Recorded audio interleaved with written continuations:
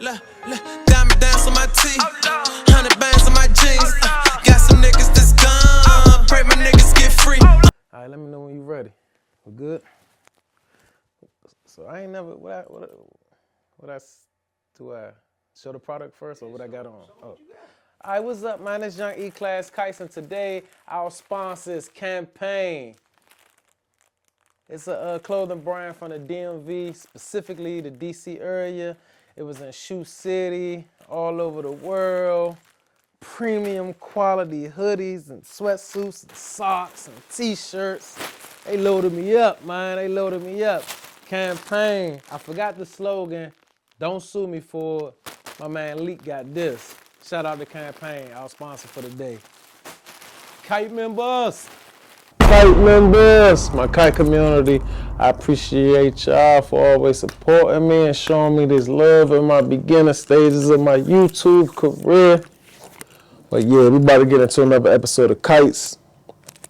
Episode 25. This is 25. Damn, it's 25. And I'm gonna talk about school. I'm gonna talk about how I got to school and situations that happened surrounding with school. It was crazy, bro. It was crazy, bro. But fars, all right, so you gotta wait for, like, you gotta get on the counter, you gotta wait for your case manager to send the paper back to you and all that stuff. It's like a little process you gotta go through with your case manager to get on the school count out and actually start in school, to get enrolled in school. It's down there like the streets getting enrolled in school in there. So, because when you first come in, you don't have no job. Now, in Hagerstown, they automatically put you on sanitation. But where I was at, I was in the cut. They don't do that. Like, you don't got no job. Like, you don't automatically get a job. If you don't ask for a job, you will not have a job. That means you won't be getting no state pay and you won't be getting no good days accumulated. So I'm in school. So my first day, I go to school. I got this teacher, this dude. I can't remember his name, but he wasn't really teaching us in there, bro. Like, our class was like dudes in there. You ain't supposed to take your CD player to school, but we in there listening to music, talking. He just probably collecting a check for real. I can't remember his name, bro. And one time I went to the bathroom and peeked in another class. Miss Gail, that joint looked like a high school of college. Like, dudes was in that joint. Like, dudes that I know was killers and push the knife, and dudes I know that do dope, shoot dope, run around the jail all that. Seen them up in that thing, like, paying attention, like, listening, writing, raising their hand. I'm like, man, these niggas not even respectful in the jail. Like, yeah, they disrespectful up when they were at school. So when I seen that, I was like, I ain't trying to get in her class. Like, you know what I'm saying? She was like a heavyset lady. She was cool. So now they had this CO down there named Miss Turner, bruh. She was so fat. Like that was probably one of the fattest I seen at that time in my youthful age. But she was older though. She was older. She used to wear that like snap-on ponytail. And she had, like, her front 4 teeth was missing. Like, it was like a space right there, and just all the teeth around. And, but she was cool, though.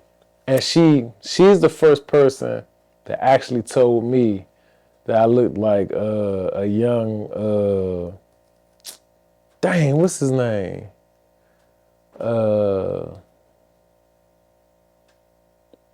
What's his name?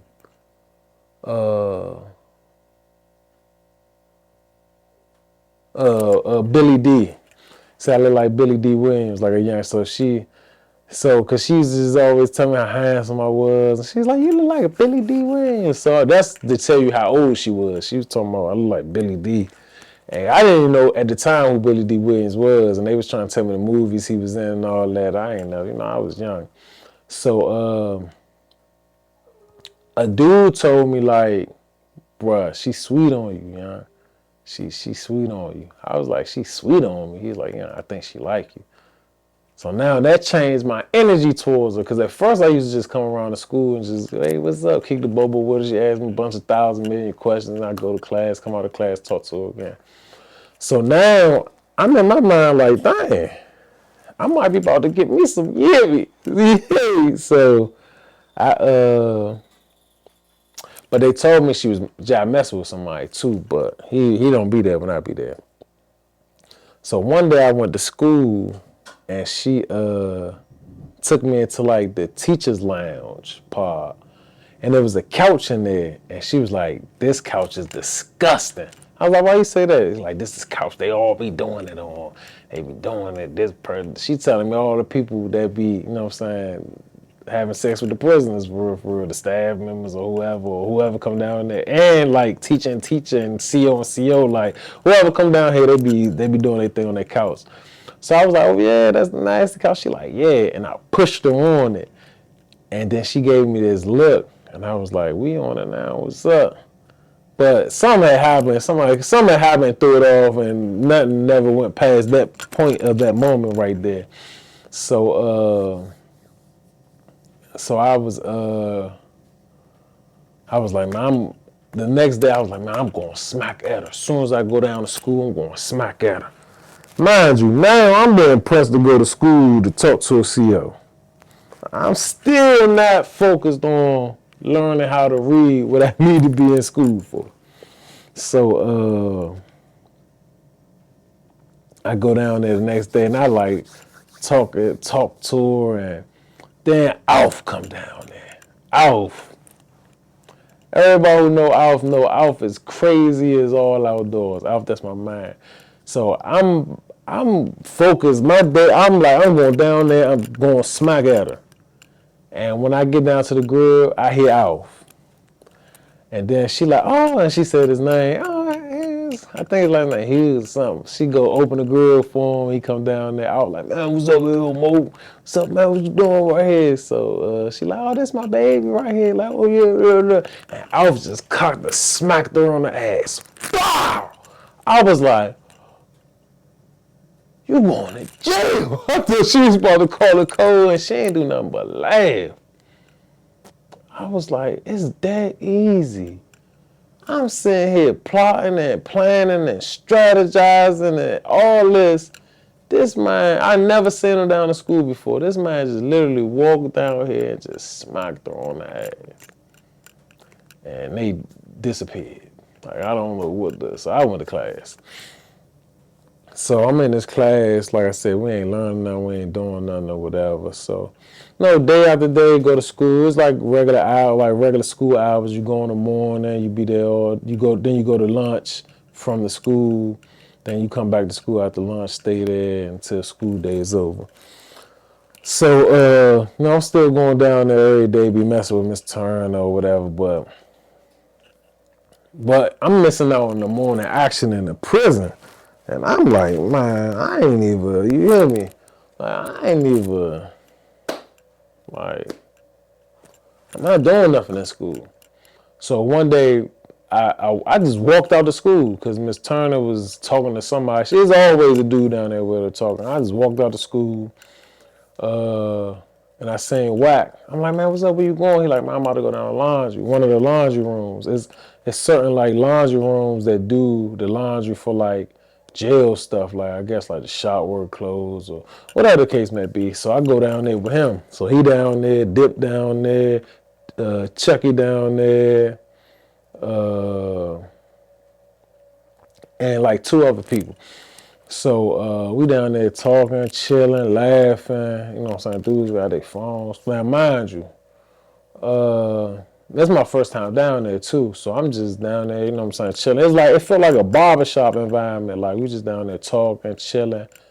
And then next thing you know, you hear boom, the door kick open. Probably like 30 police get up in there. So one of the police like, that's him right there. And they grabbed me. So I'm like, man, what the? They're like, man, you like they thought I escaped. So I'm like, what the? So Whack looking at me, and now they, you know what I'm saying, grab me.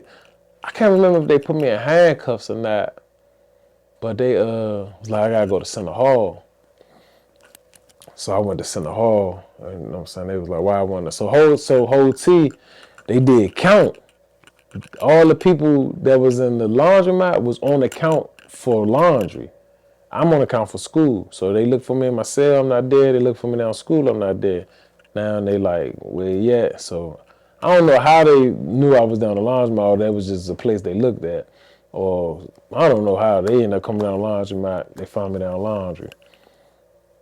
So while I was sitting there in the Center Hall going through whatever the motions is for that, I see Watt come down there. I see Chucky come down there. I see Dip come down there, and the CO that work laundry. So I'm like, what the? Then they bringing bags and bags and bags and bags and bags and bags and bags of stuff.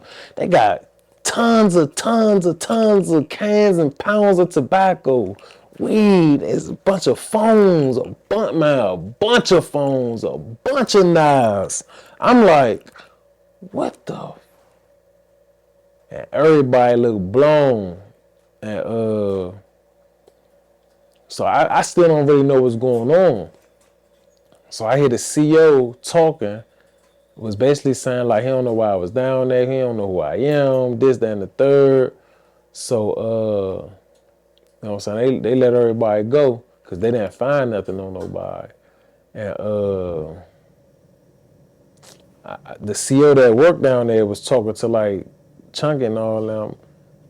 And then that's when I got the scoop of what happened, basically, because they came down there looking for me. That prompted them to search down there. So they shook it down. They searched the whole area, and they found so many phones. So that mean that's how stuff was coming in there. Like, I didn't know it at the time, like, because you had sergeants bringing stuff in, regular COs, captains bringing stuff in. But I didn't know that was one of the ports for the smuggling contraband in. So that mean people that paid for phones or drugs or whatever they paid for, it's gone now. Like, so people lost out on that, lost out on money, however it go. I don't really know what happened with what the ramification was for that, but all I know is I felt bad, man. I felt this big, Slim. I felt so bad. I was hurt. And then I heard the CO talking to Bones. And I felt like I heard him like call me a snitch or call me hot or something. But I ain't gonna lie, I felt so embarrassed and so small, man, I didn't even react. But Bones stood up like, nah, man, Slim ain't like that, blah, blah, blah. He just young. He didn't know. He was just down. So Wax stood up for me and basically let the CO know like, nah, shorty official. But I still to this day feel like a way about that situation. Like me being a kid, skipping school and running around and trying to be in the mix and just being a kid got this whole operation knocked off. Like I still to this day feel a way about it. I told Wack that like a month ago on the phone we was talking about it. I was like, bro, I still feel some type of way about that situation getting knocked off. And about what that CO said. And I know you stood up for him, but like they got every right to be angry and upset with me because I'm on some kid stuff. Like, but Bones said the same thing he said back then. He said it on the phone. He was like, bro, you was young, you was a kid, it was a learning curve, man. But that was a huge, expensive learning curve. So that's another thing what I mean by like, you know what I'm saying, a kid being in an adult facility. So with that being said, the next time I went to school, they took me out of Slim class because they like, how you get out of school? Why weren't you in class? So now I messed up the operation with the laundry and I messed up the operation with that teacher because now they got the microscope on him. So he got to teach now. He got to be accountable for his class and everything. They switched my class. They put me in Miss Gail's class. I'm like, Lord, man. First day I bump in that junk, she talking about this, that, test me to see where I'm at. Got the test, she like, oh, you on this level, we gonna get you up to this level. But one thing I will say about Miss Gail, bro, she a true teacher, like passionate. She's a true teacher, bruh. She's passionate. And I found out later on that one of our men was spanking that joke too, and she was doing what it do. But you would never know that. You could never tell that she would be breaking law or doing anything, because she was 100,000% teacher, bruh. 100,000% teacher. Like, she got me, man. She got me through that phase for the GD so fast, bruh. Like the way she taught me how to read, the way she taught me how to use the dictionary to help teach me how to read, the comprehension, grammar, punctuations, math. Like, bruh, she tuned my brain up, bruh. Like, in a short time, and she was just like, bro, you.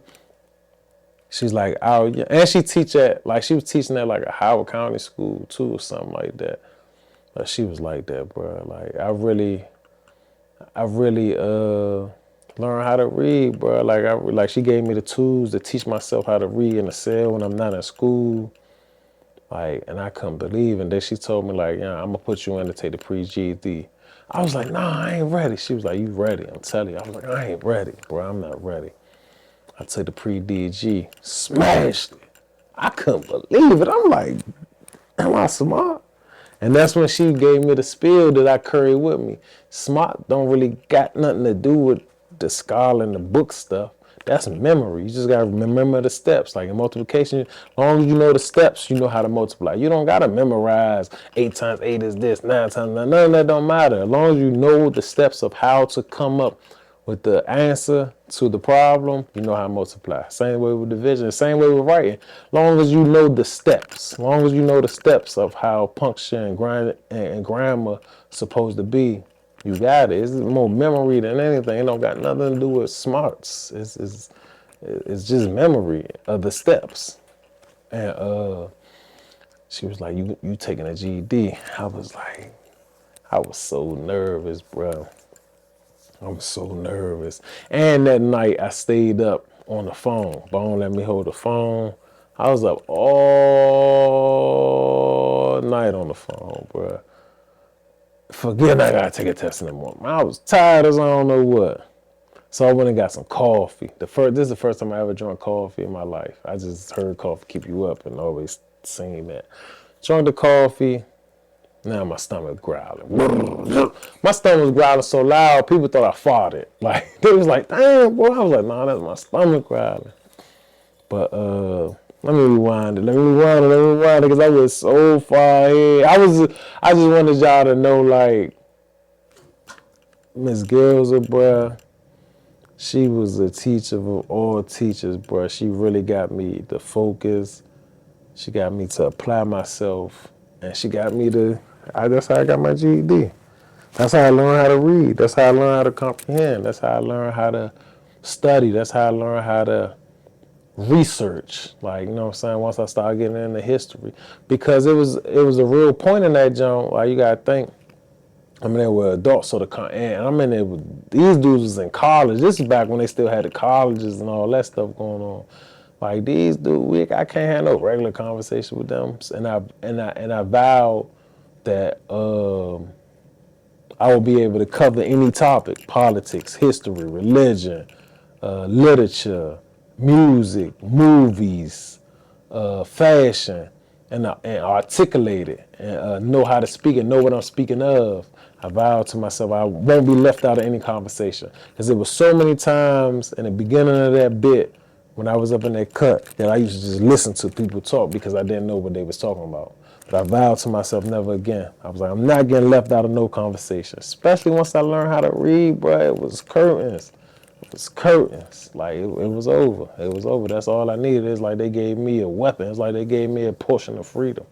Like that book I told y'all about, I ended up reading that. That's how my mother was right. Like, that's how my nightmares vanished, from reading the book. And the book is way different than the movie. A lot of different stuff happened on the book. The way it ended was different.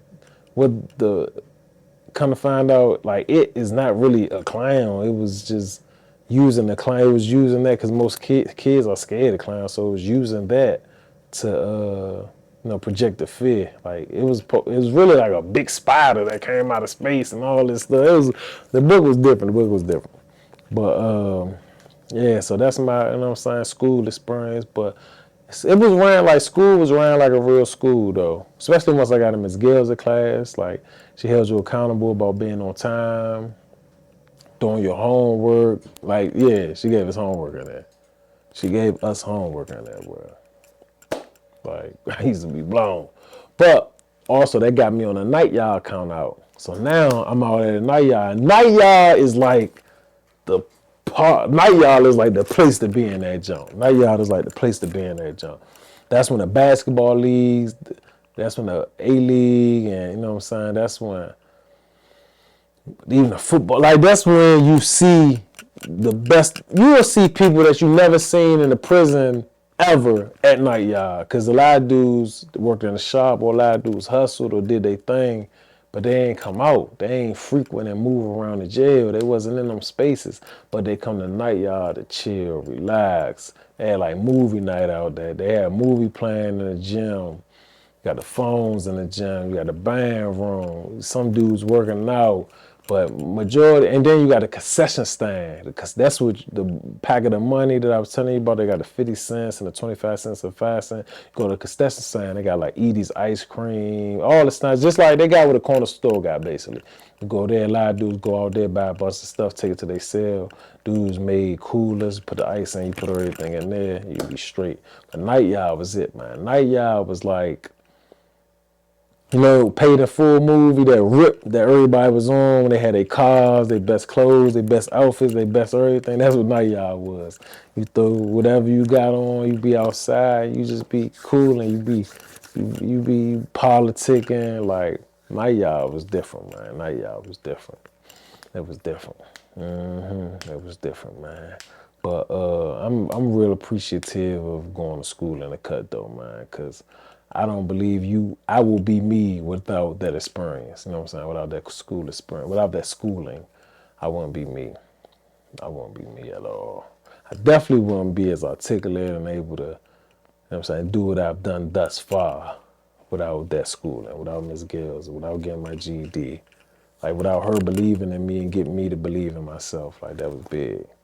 That was huge, man. And that's why I always was on, like, when I got older in prison, I was making sure the youngest was going to school.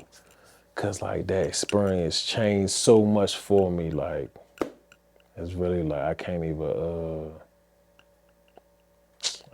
really put it into words of what that did for my entire life from that point all the way on.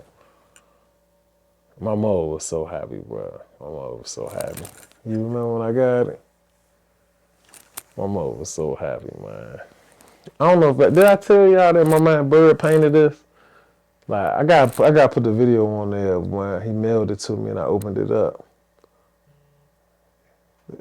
Dang, when he killed this junk, man. He killed this junk. All right, y'all, man. That's another episode of Kites, man. I appreciate y'all for tapping in with me.